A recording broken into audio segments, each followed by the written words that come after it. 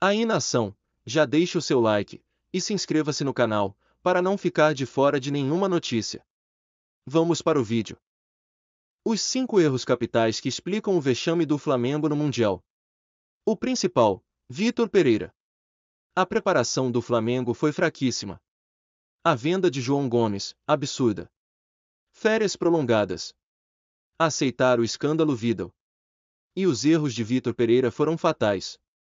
Vexame de não chegar nem à final do Mundial tem explicação. O Flamengo deu um vexame histórico, jogando muito mal. O time de Vitor Pereira foi derrotado, com facilidade, pelo Al Hilal, da Arábia Saudita, por 3-2. O placar acabou injusto, a equipe carioca merecia ter sido goleada.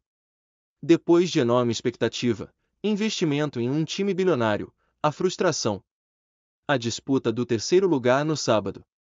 O sonho de o time se tornar bicampeão mundial virou pesadelo. Mas nada aconteceu por acaso. O Flamengo cometeu pecados que explicam o vexame no Marrocos. O grande responsável pelo fracasso foi o treinador Vitor Pereira. Não será surpresa se ele voltar demitido deste Mundial. Aqui, os 5 pecados capitais.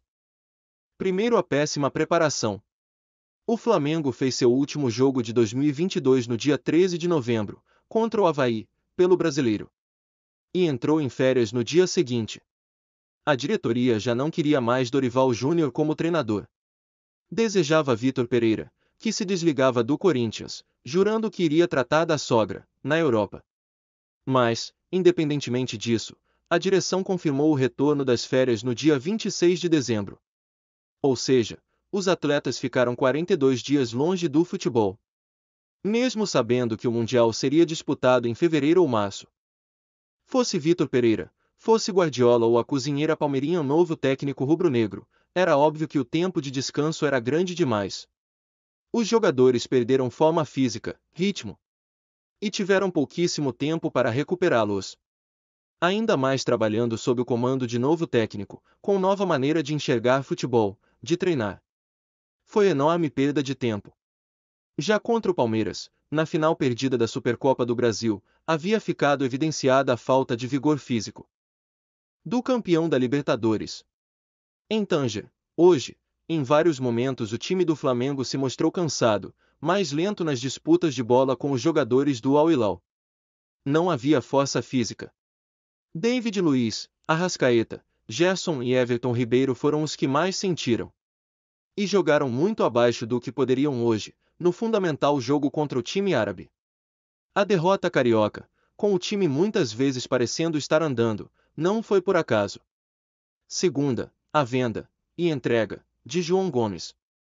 O Flamengo tinha um dos melhores marcadores do futebol da América do Sul.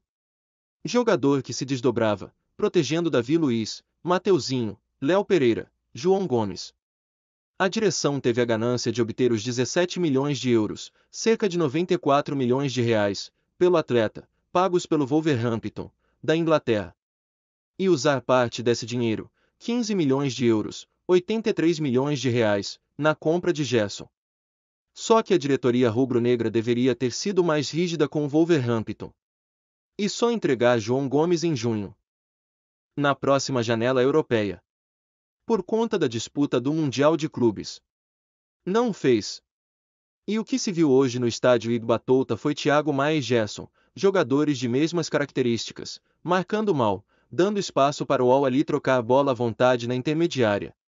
A derrota rubro-negra teve origem na falta de proteção à falha defesa flamenguista. Terceiro escândalo Vidal.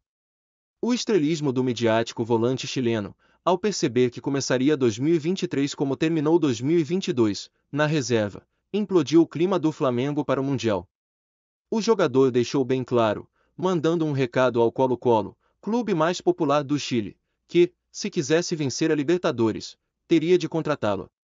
Em seguida, atirou seu par de chuteiras ao chão, do banco de reservas, ao não entrar para enfrentar o Boa Vista, 5 dias atrás. Tremendo desrespeito a Vitor Pereira e aos seus companheiros. A direção do Flamengo decidiu não tomar uma atitude firme, que seria deixá-lo no Brasil. Ou, se ele quisesse, rescindir seu contrato. Não fez nem uma coisa nem outra. Levou-o para o Marrocos. Anunciou uma multa no seu salário e avisou que não perdoaria qualquer outro ato de rebeldia. Vidal acabou entrando nos últimos minutos de jogo contra o Al Hilal, mas nada de útil produziu. Ele tem a mesma característica de Gerson e Thiago Maia. Só mais lentidão, por conta da idade. Em maio, completará 36 anos. Com a queda na semifinal do Mundial, há risco de que rescinda seu contrato na volta do Flamengo para o Brasil. Mas aí será tarde. Quarta, Mateuzinho e Varela. Rodinei nunca foi craque. Mas é melhor jogador que Mateuzinho e Varela. A direção do Flamengo reservou 2 jogadores limitadíssimos para uma posição fundamental no Flamengo, a lateral direita. O titular é o defensor mais próximo do lento Davi Luiz. Tende a auxiliar um ataque com tendência a atacar pela esquerda. E ainda ajudar a proteger o veterano zagueiro central da seleção brasileira de 2014. Tanto Mateuzinho quanto Varela são falhos demais na marcação. Afobados, deixam espaço demais aos atacantes adversários. E foi o que o Al Hilal aproveitou como pôde hoje. Mateuzinho teve atuação desastrosa. O pênalti que cometeu por pura afobação começou a fazer o frágil Flamengo desabar.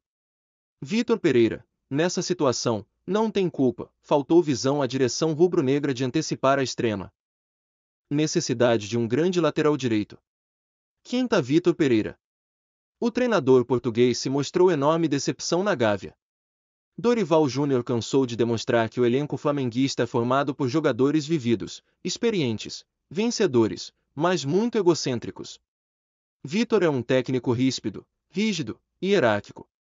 Ao contrário de Dorival, ele não faz alianças com o elenco. Não está preocupado em deixar o clima amigável, não se preocupa com o bem-estar psicológico do grupo. Acredita que cada um sabe a sua responsabilidade. Chegou como técnico europeu que faria o Flamengo desbancar o Real Madrid e conseguir o bicampeonato mundial.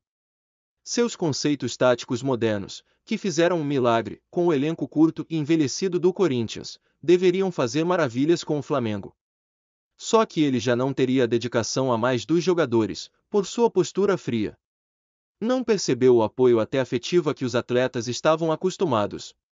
Depois, enfrentou muito mal a situação que envolvia Vidal.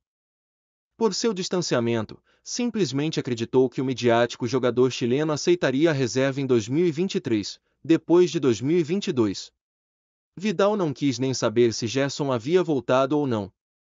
Ele queria ser titular e implodiu o clima na Gávea, usando as chuteiras para protestar pela reserva. Mas foi dentro do campo que Vitor Pereira comprometeu seriamente o sonho do bicampeonato mundial.